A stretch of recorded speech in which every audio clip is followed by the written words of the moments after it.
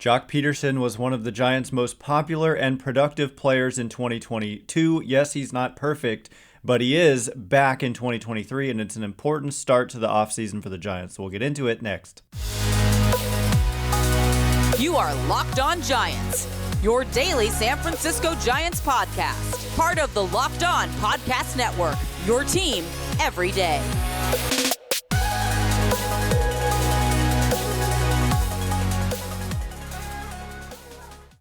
Hello and welcome to Locked On Giants, part of the Locked On Podcast Network, where it's your team every day. My name is Ben Kaspick, and on the show we provide daily episodes Monday through Friday talking about the San Francisco Giants in a way that's data-driven and rational, but also simple, passionate, and accessible to all. I'm a former contributor for the baseball statistics and analysis websites Beyond the Box Score and Rotographs. I've been podcasting about the Giants since 2015, and I'm a lifelong fan. Thanks for making Locked On Giants your first listen every day. We're free and available wherever you get podcasts. And coming up on today's show, the big story is that Joc Pederson is back. He is officially under contract for the 2023 season after accepting the qualifying offer. We'll also get into the fact that yesterday was the deadline to protect Rule 5 eligible players from the Rule 5 draft by adding them to the 40-man, and the Giants made quite a few moves. They also swung a trade with the Tampa Bay Rays, a relatively minor trade for a minor league player, but still a significant, in some ways, trade nonetheless. But Joc Pederson is the top story of the hour. He is one of two players to have accepted the qualifying offer this year. In the history of the qualifying offer, only about 10% of players accept it. There's a ton of cases where it's obvious that they'll reject it. For example, Carlos Rodon, he rejected the Giants qualifying offer and is, now just a total pure free agent, and the Giants would receive draft pick compensation if he ends up signing elsewhere. But on these more borderline cases, like with Joc Pederson, the Giants have been the most aggressive team in baseball, and in fact, in the last few off seasons, I think there have been 4 or 5 players who have accepted the qualifying offer, and 3 of those players are Giants. Kevin Gausman in the 2020 offseason, Belt last offseason, and now Joc Pederson this offseason. And so we were, I think, some of the only people talking about how it was a possibility that Pederson would be given a qualifying offer. And then, in fact, they did surprise the industry by giving it to him. I also remember that when Kevin Gausman got one, people were really surprised by that as well. And it shouldn't really surprise us at this point. If they have kind of a borderline case, a player they like, they're willing to, quote, overpay a little bit in 1 year in order to bring them back. And the beauty of the 1-year deal from a team perspective is that it's over after 1 year. And so if you look at, okay, it adds to the payroll this year, but if you look at years to come, it's not on the books at all. So in some ways, like, they might prefer a 1-year $20 million deal versus a 2-year $30 million deal because next year is completely clear. And if we look at what do the Giants have on the books starting in 2024, it's almost completely clear. Only Anthony DeSclafani and Wilmer Flores are guaranteed contracts for 2024. There's a buyout due to Alex Cobb of $2 million, or they could pick up the option of, I think, $10 million. But regardless, that's very little money they have committed for 2024. And so for Pederson, part of the conversation here, and it kind of has gotten under my skin a little bit, to be honest, is all this talk about the defense. And it's coming, a lot of the talk is focused on Pederson unnecessarily. Like, for example, there's these, players previously on the Giants that were bad defensively, and we didn't hear a lot, even though, reporters should have been talking more about how their defense was a problem. Like Denard Span and Angel Pagan in center field were notoriously not good defensively, and they just ran out there without kind of pressure in the media challenging the Giants for doing this. At least that was my perception of it. And then also, how about last offseason? There was, desire among fans and just kind of floated out there to sign players like Kyle Schwarber or Nick Castellanos. And these guys are worse, like significantly worse than Joc Pederson defensively. Joc Pederson was quite bad defensively in 2022, but for Nick Castellanos has basically been as bad as Joc Pederson was in 2022 every year for his entire career. And Nick Castellanos has a worse career weighted runs created plus than Joc Pederson. And he got 5 years, $100 million last offseason. And Kyle Schwarber, who I honestly think is like the closest comp to Joc Pederson, last offseason got 4 years, $79 million, which is an average, coincidentally, of almost exactly that $19.65 million that Pederson is making now in 2023. Schwarber got $19.75 million per year, every year for 4 years.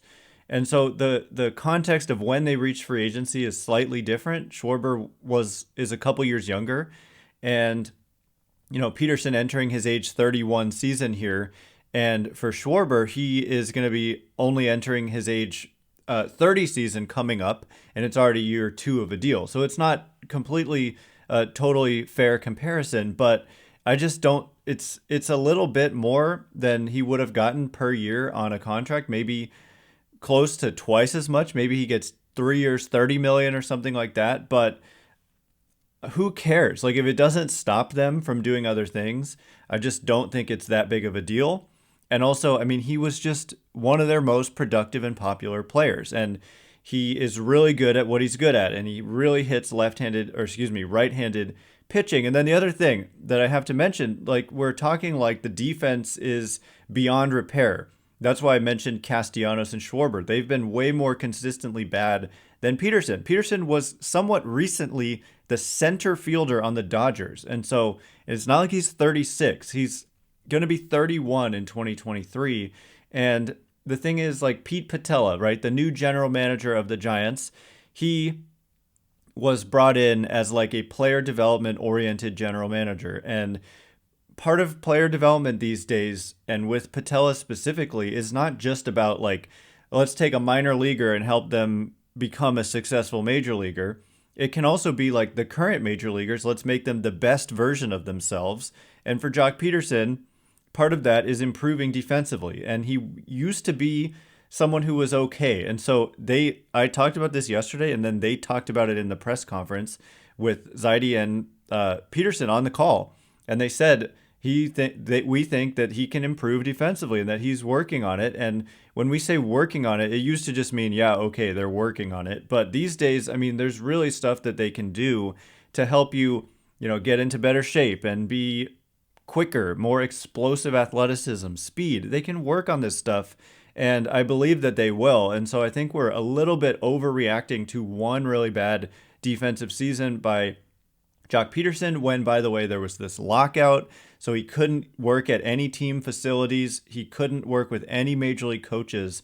And he wasn't on a team. And so now it's a totally different scenario where he is on the Giants in mid-November here, and he can work with them all offseason long. And there's also a huge financial incentive for Joc Pederson to get better defensively because he's going to be on a 1-year deal again. And so he's going to re-enter the market. And trust me, he's aware of guys like Kyle Schwarber who are similar in a lot of ways, getting these bigger contracts. How about, again, Nick Castellanos? Those guys aren't as vulnerable to platoon splits, and specifically Castellanos, but Schwarber, is below average against lefties, but not terrible against lefties, but still below average. And Pederson has just been terrible. So it's not a totally apples to apples comparison. But at the same time, if Pederson can hit like he hit in 2022, and if he can get back to being a okay defender like he was for many years with the Dodgers, then that's a guy who's going to get a lot of money. I'm not talking $100 million, but more. He'd be able to get more than a 1-year deal.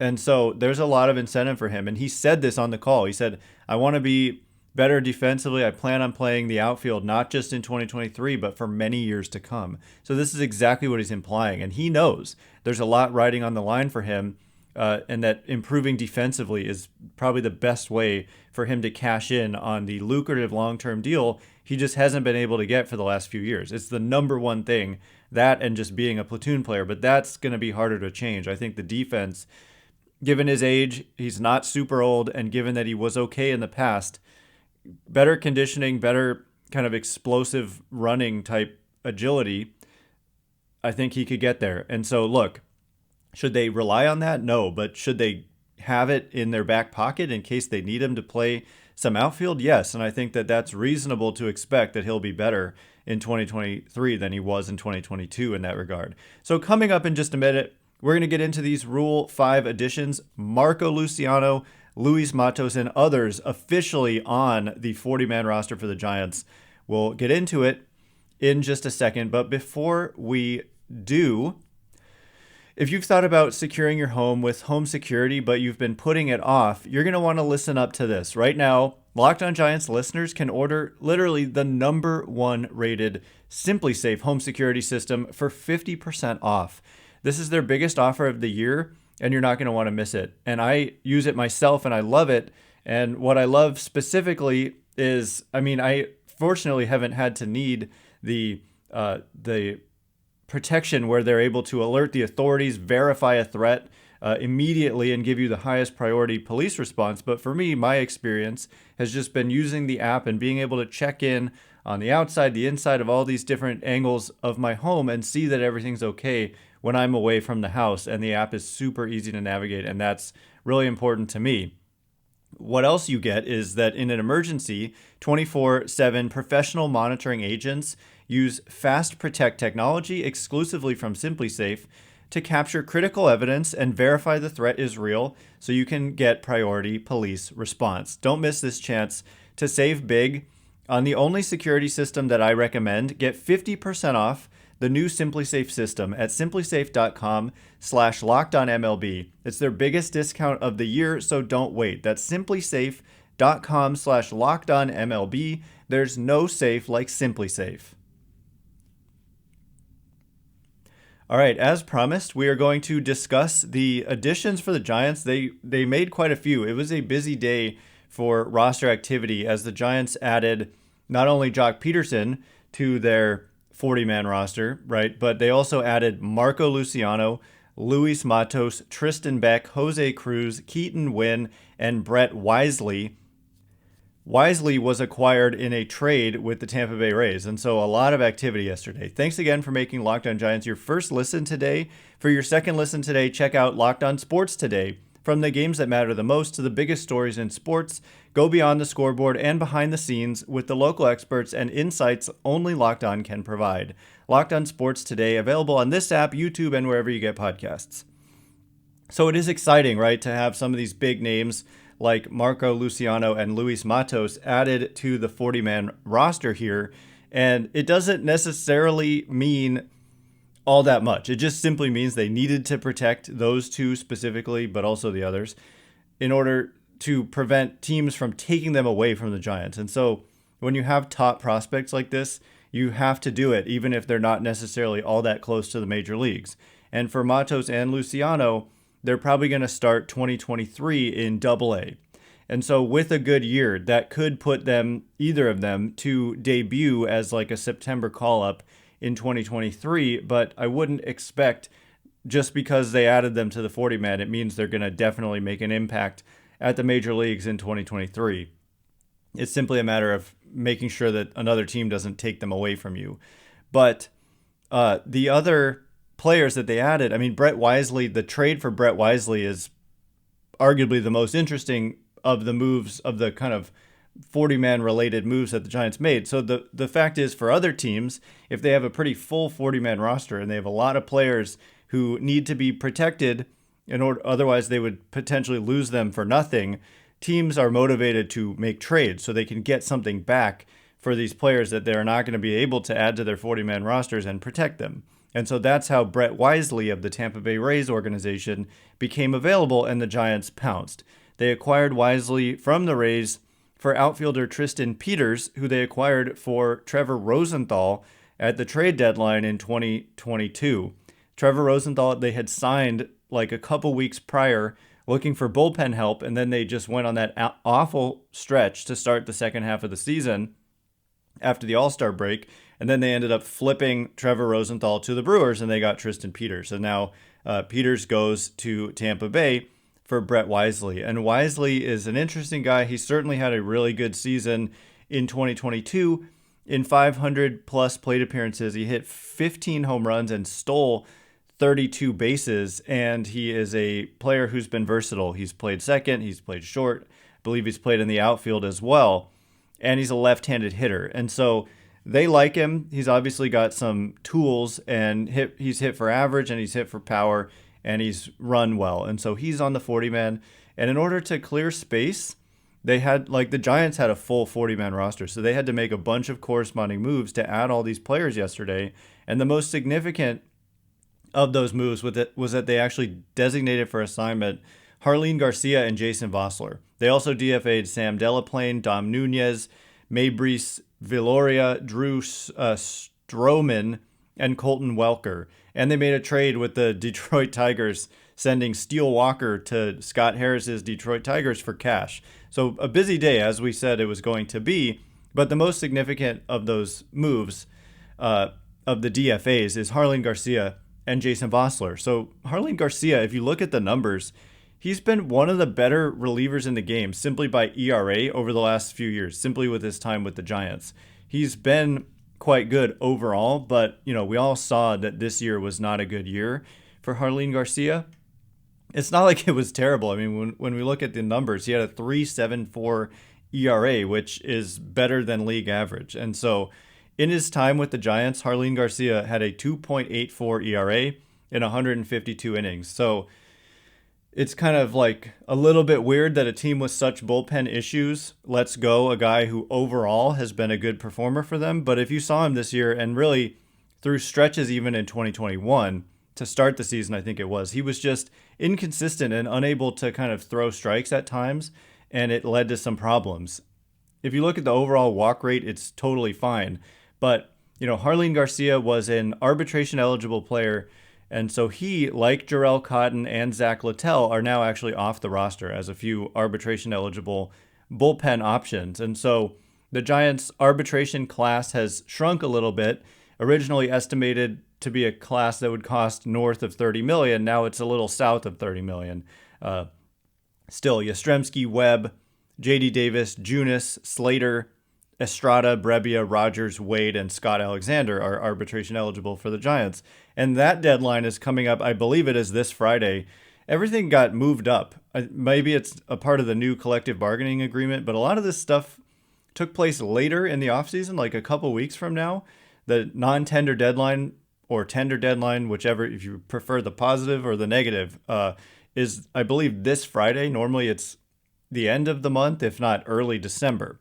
So the Giants will have to make calls on whether to tender contracts to all of these players. And obviously they viewed Jarlín Garcia as a guy they would non-tender. And so he just, instead of them waiting, they just designate him for assignment here in order to clear this space that was necessary on the 40-man. And so the other guys like Tristan Beck, Jose Cruz, and Keaton Winn, these are all pitchers, and they are all right-handed pitchers. And I would, unlike with Luciano and Matos, expect that, like, if you add a guy, for example, like Tristan Beck to the 40-man roster, Beck pitched 97 and a third innings in AAA this season, and so clearly in the mix for playing time in 2023. They also said about the left-handed infielder Brett Wisely that he's a guy who's in the mix for playing time in 2023, and like Jason Vosler gets DFA'd here, and so I would expect Wisely to kind of perhaps have that kind of role where he comes up, he goes down,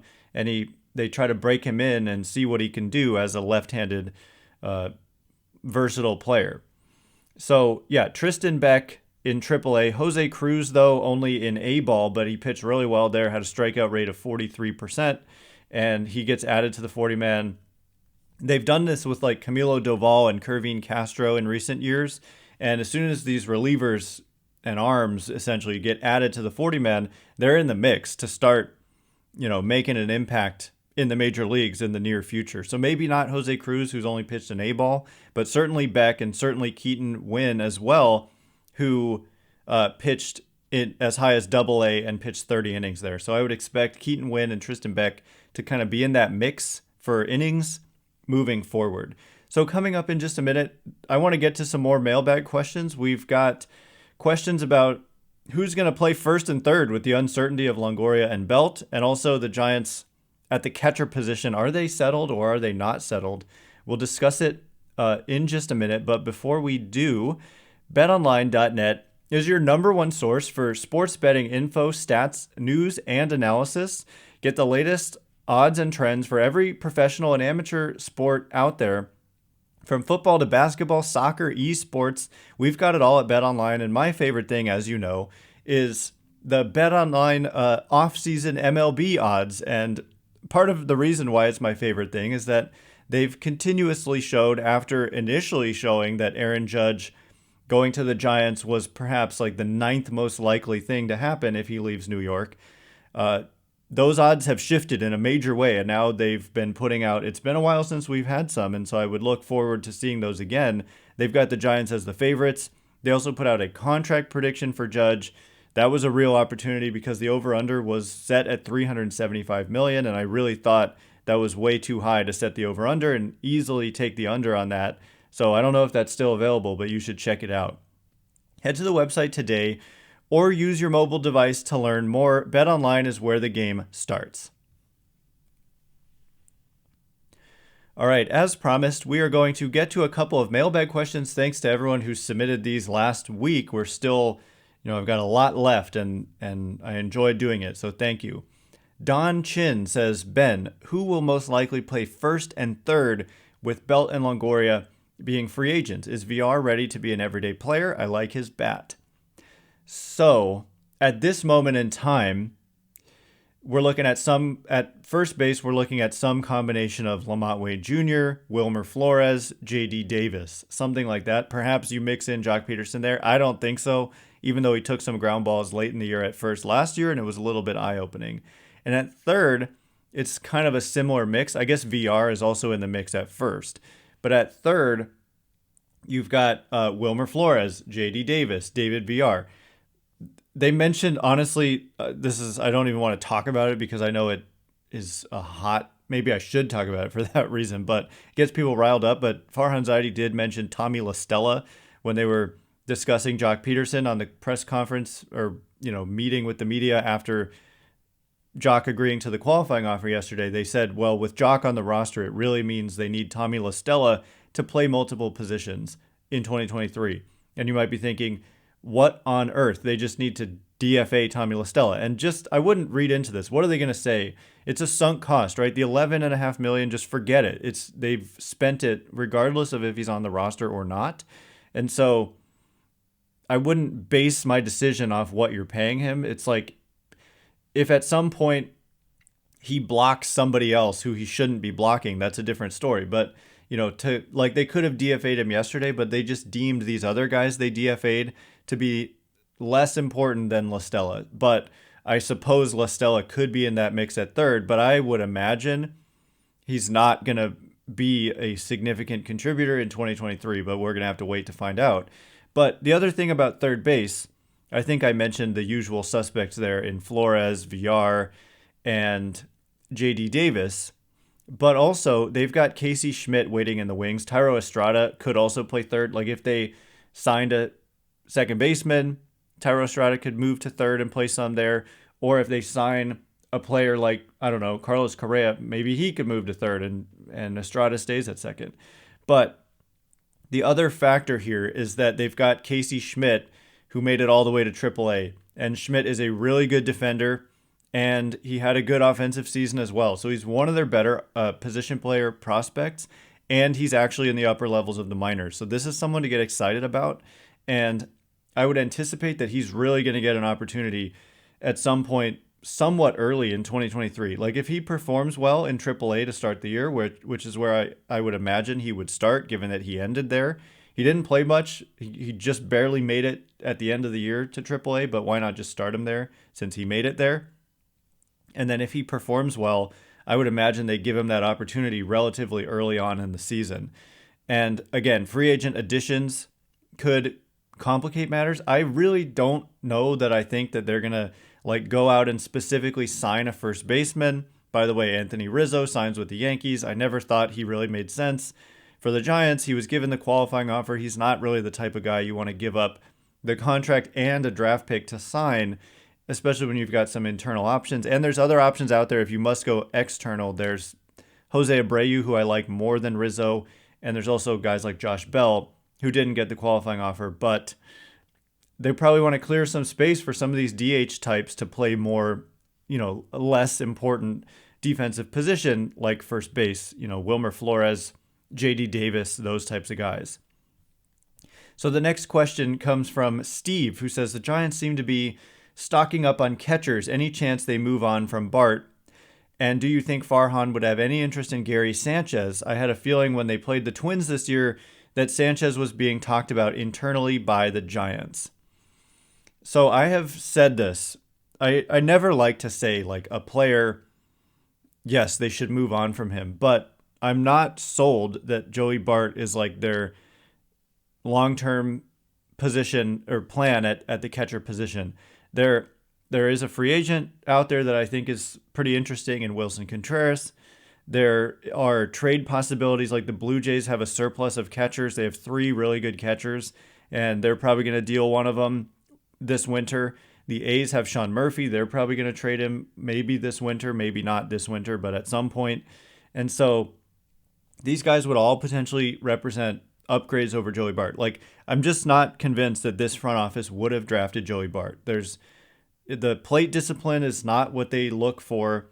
The swing and miss and the strikeouts are not what they look for. So I'm not 100% sold. I wasn't sold last offseason, but they did give him that shot, and it was up and down. He had some real struggles. He had one stretch where he was quite good, but kind of at the front end and the back end, there were a lot of struggles, a lot of strikeouts, close to a 50% strikeout rate over sustained stretches. And so, but in terms of Gary Sanchez, no, I don't think so. He's not been a good hitter lately. He's not been a good defender. So I think he's going to have to settle for a relatively small deal, and I don't think it would come from the Giants. I just am not that high on Gary Sanchez, and if they're going to improve at the position, I would expect, either Wilson Contreras or a trade for one of these other catchers from another organization that I mentioned. There's also like Christian Vasquez. There are some other good guys out there. We're going to have to wait to find out, but I'm not 100% sold on Bart being their kind of set in stone plan. Wouldn't be shocked if they look to make an upgrade there. Anyway, that is all the time we have for today. Thanks again for making Locked On Giants your first listen. For your next listen, check out the Locked On Sports Today podcast. Catch up on the biggest stories of the day in sports, plus get instant reactions, big game recaps, and the take of the day. Locked On Sports Today, available on the Odyssey app, YouTube, and wherever you get your podcasts. Once again, my name is Ben Kaspick. Check me out on Twitter, @Ben Kaspick, Kaspick. If you like this show, please consider rating it or leaving a review. Helps me out a lot, so thank you in advance, and thanks to everyone who's done so already. I can't wait to be with you again tomorrow. Thanks again for listening. You are now Locked On Giants.